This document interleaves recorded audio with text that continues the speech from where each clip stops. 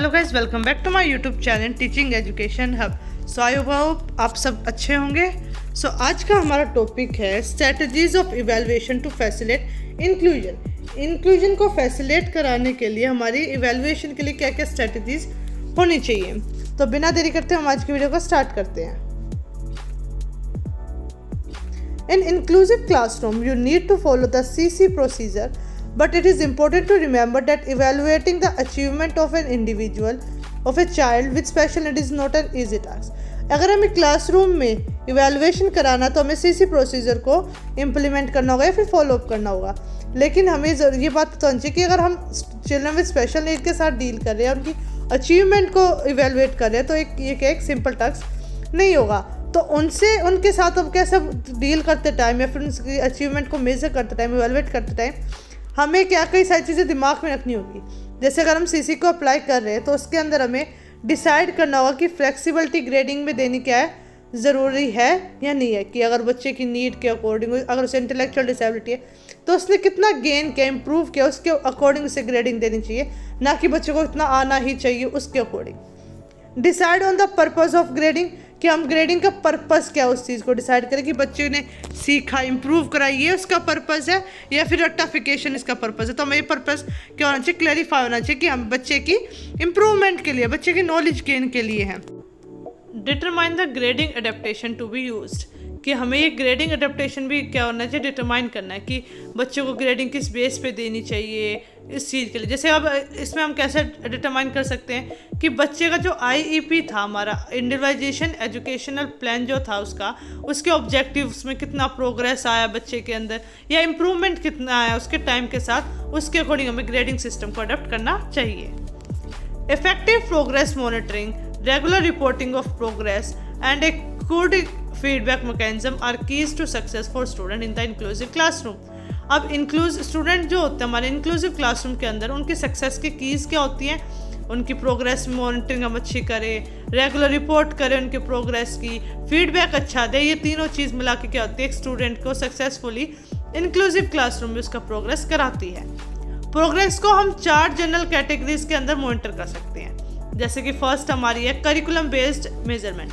Curriculum based measurement में क्या होता है, बच्चे का एक करिकुलम के अकॉर्डिंग मेजरमेंट होता है कि करिकुलम के अकॉर्डिंग बच्चे ने कितना इंप्रूव किया है, कितना गेन किया। दूसरा क्लासरूम असेसमेंट, कि क्लासरूम में उसका बिहेवियर अब कैसा था, पहले कैसा था और अब कैसा हुआ है। एडेप्टिव असेसमेंट, अडेप्ट करना कितना सीखा बच्चे ने, कितना आसपास से अडेप्ट किया, नॉलेज कितनी अडेप्ट करी, ये सब क्या होता है हमारा इसमें जनरल कैटेगरीज में आता है। और लास्ट क्या था हमारा large scale assessment. Large scale assessment में क्या होता है कि इसमें बच्चा हर एक तरीके से कितना उसमें असेसमेंट हुआ है या कितना उसने गेन किया है, इम्प्रूवमेंट हुआ है, वो चीज़ इंक्लूड होती है। For reporting and feedback you need to consider the following points. अगर तुम्हें रिपोर्टिंग करनी है फिर फीडबैक देना किसी को, तो उसके लिए आपको फॉलोइंग पॉइंट्स को ज़रूर ध्यान रखना है। First, use multiple measures for progress monitoring, कि अगर आपको कई सारे क्या मल्टीपल मेजर्स को यूज़ करना होगा मतलब कि मॉनिटरिंग करने के लिए इंडिविजुअल की।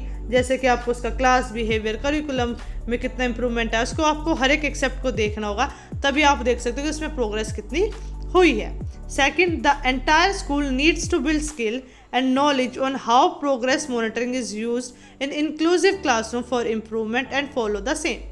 कि अब पूरे एंटायर स्कूल को ज़रूरत होती है कि स्किल्स और नॉलेज को बिल्ड करे कि कैसे एक प्रोग्रेस मॉनिटरिंग से एक यूज़ की जा सकती है हमारी इंक्लूसिव क्लासरूम के अंदर, ताकि इम्प्रूवमेंट हो और जो चीज़ चल रही है वो और बेहतर तरीके से चल पाए। Third, find and use available resources for effective reporting and platform for sharing feedback. हमें ऐसे रिसोर्सेज को ढूंढना चाहिए, यूज़ करना चाहिए जिसके कारण उन्हें रिपोर्टिंग करे, जो रिपोर्ट करे वो इफेक्टिव हो, प्लेटफॉर्म्स हो ऐसे जिसके थ्रू हम फीडबैक शेयर कर सकें।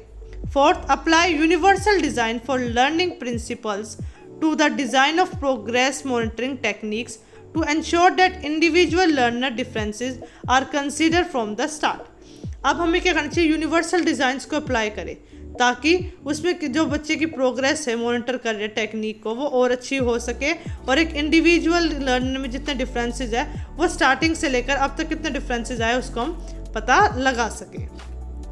सो अब हम बात करते हैं कंक्लूजन की।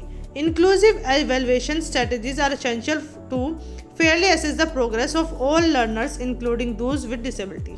इंक्लूसिव इवेल्यूशन स्ट्रेटजीज क्या ज़रूरी होती है कि सबको हम एसेस कर सकते हैं सभी लर्नर्स की प्रोग्रेस को, चाहे वो डिसेबिलिटी के साथ हो चाहे वो विदाउट डिसेबिलिटी हो. By using flexible, diverse and individualized assessment methods, educators can accurately reflect each student's abilities and learning journey. अगर हम फ्लेक्सिबल तरीके से यूज़ करें, मेथड्स यूज़ करें, या फिर डाइवर्स मेथड या फिर एक इंडिविजुअलाइज्ड असेसमेंट मेथड का यूज़ करें, तो एक एडुकेटर क्या एक्यूरेटली बता सकते हैं कि स्टूडेंट की एबिलिटी में क्या क्या चेंजेस आए या कितना उसने लर्न किया है. Such strategies support inclusive education by promote equity, recognizing diverse strength and guiding effective teaching practices. अब ये स्ट्रेटजीज क्या करती है, इंक्लूसिव एजुकेशन को सपोर्ट करती है, उसमें क्या करती है, इक्विटी को प्रमोट कराएगी, डाइवर्स स्ट्रेंथ को पहचानेगी और साथ में इफेक्टिव टीचिंग प्रैक्टिसेस को भी गाइड करेगी. So thank you guys, I hope आप सबको समझ में आया होगा. अब हम मिलते हैं नेक्स्ट वीडियो में, जब तक के लिए बाय बाय.